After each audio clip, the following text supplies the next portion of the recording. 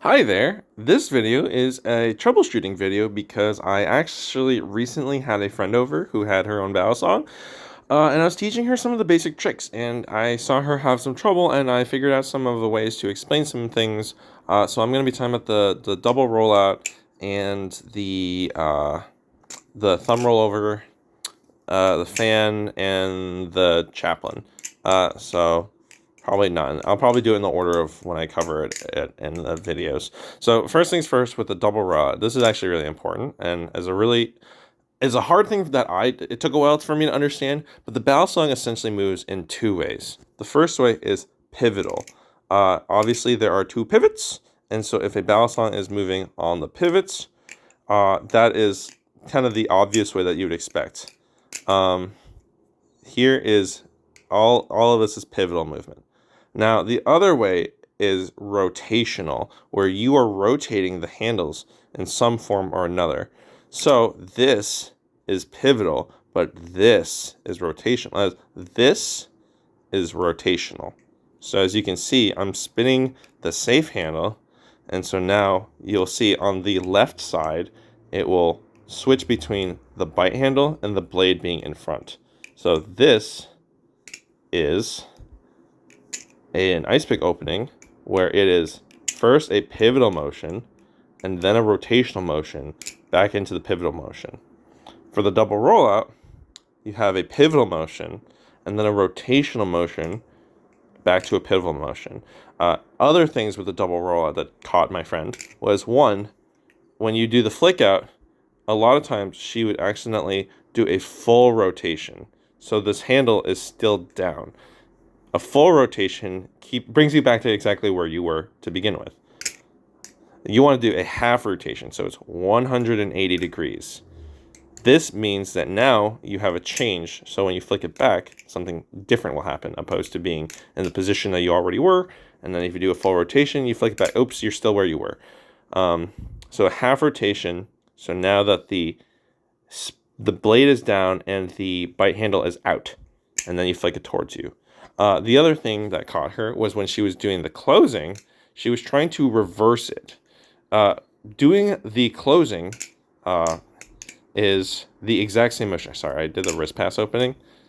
The closing is still out, roll towards you halfway, and then close. She was trying to do open that way, and then closing, she would roll forward or something like that, and it would catch her, and then she would accidentally do like a full rotation, and that's all sorts of things. So remember, pivotal motion, rotational motion,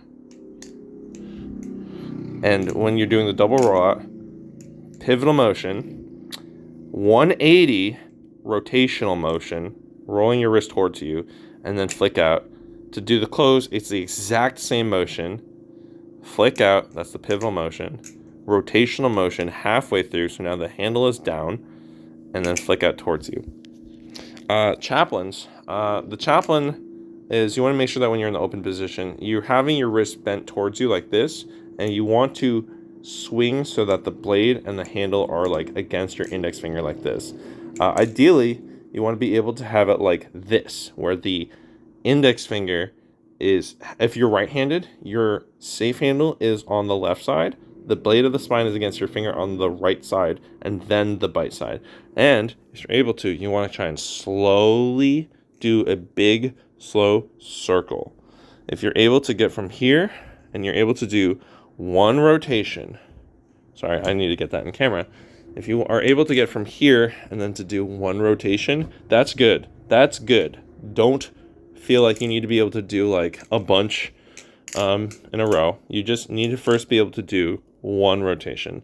So from here, I was just doing like vertically down like this, or like horizontally, I guess, with my finger being horizontal. But if you're vertical, you want to be like here, and you want to just try and do one circle. If you can keep it on your finger balance like that and go like that, and eventually you can just chain it. It's a little, honestly, it might be a little harder to just try and do one and then stop it here. It will fall, and that's okay. That's okay. But if you can just get used to that motion, that's good. Fans, the only thing that I really needed to point out to her was that she had her finger on the bite handle and was pushing that. You don't need to do that. What you just need to do is you just need to make sure that your finger, your index finger and your thumb are on the safe handle, and you are just kind of twiddling it like this. And then you give it a snap. So you don't need to put your finger on the other handle. If anything, that might actually be risky, because then you're pushing it like this, and then the blade might be coming towards you. I don't actually know if that would cut you, but why do that when you can just do it right? So just give it a little twist like that. Again, if you have a very handle biased knife, it is really difficult. And the knife that she had was just obscenely handle biased. Thumb rollovers. This one was giving her a lot of trouble. So one, make sure that you're not right up at the pivot. If you're right up at the pivot, you don't really have a lot of space to like launch it around like that.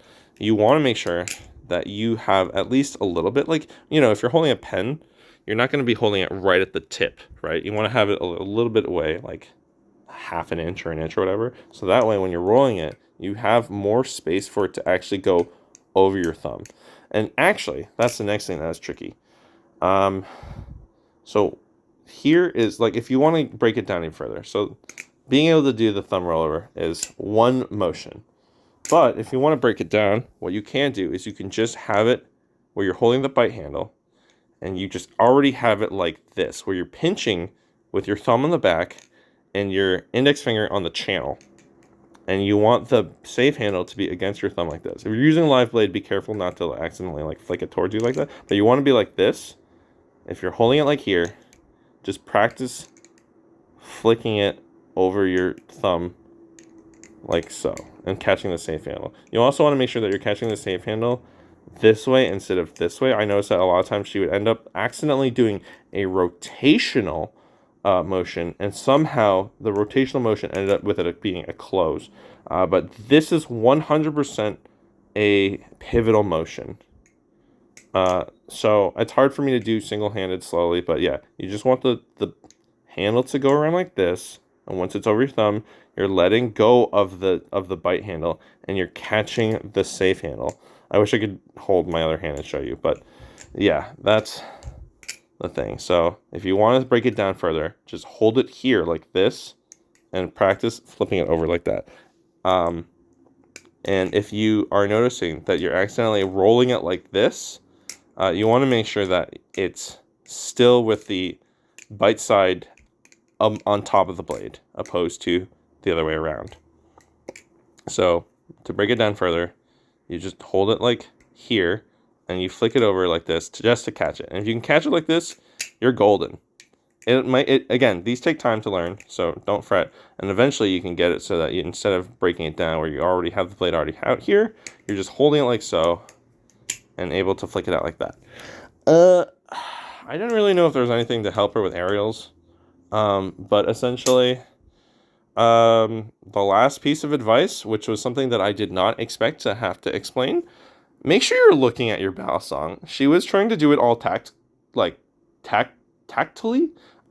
She was like not looking at her hands. Please look at your hands.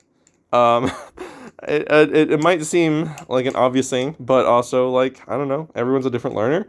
But in order to get to the point where you can not look at, like right now, I am not looking at my hands. I'm looking at my computer screen across the room, and I am able to do all of these tricks without looking. But in order to get to those points, I had to look at my hands first in order to do these tricks. So when you're learning, look at your hands, especially if you have a live blade. Once you're really good, and you're able, like, if you, like, eventually you'll be able to do the basic opening without looking. That's okay. But I would say, don't even think about not looking for a time.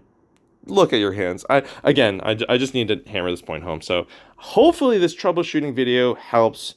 I can't really go back and like edit those videos and then like I could, but it would just suck. So I'm gonna update a troubleshoot video for beginners like having problems. Try these tips, and hopefully that'll help. And so yeah, thanks to my friend for helping me.